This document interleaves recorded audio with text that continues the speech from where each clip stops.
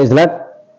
మన ప్రభువును సమాధానకర్త అయినటువంటి అధిపతి అయిన యేసుక్రీస్తు యొక్క గొప్ప ఘనమైనటువంటి నామములో అందరికీ ఈ ఉదయకాల సమయమున శుభాభివందనములు తెలియజేసుకుంటూ ఉన్నాను.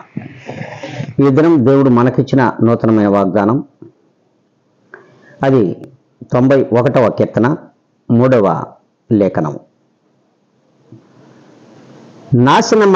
నాశనకరమైన తెగులు రాకుండా ఆయన నిన్ను రక్షించును.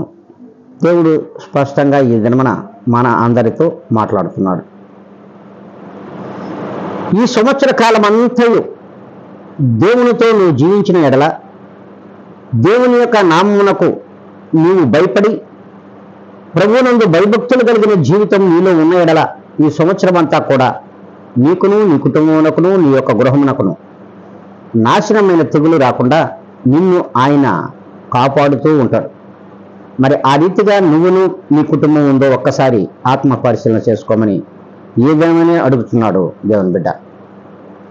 మరి ఒక్కసారి ఆత్మ పరిశీలన చేసుకోగలవా?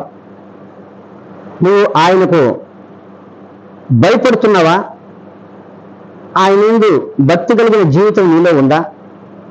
మరి విశ్వాసిగా ఉన్నావా? మరి అంతేకాకుండా మరి నమ్మకమైనటువంటి దాసుడిగా దేవుళ్ళో జీవిస్తున్నావా? ఒక్కసారి జ్ఞాపకం చేసుకోమని దేవుడు అంటున్నాడు. మరి ఆ రీతిగా నువ్వు ఉన్నావో లేదో దేవునికి తెలుసు. కనుక ఈ దినం నుండి నువ్వు ఉండగలిగినట్లయితే దేవుని యొక్క ప్రార్థనలో ఏకీభవించమని దేవుడు ఈ దినమున మిమ్మల్ని అందరినీ కూడా దేవుడు కోరుకుంటున్నాడు. మరి అందరూ తలలో ఉంచుదాం, కళ్ళు మూసుకుందాం.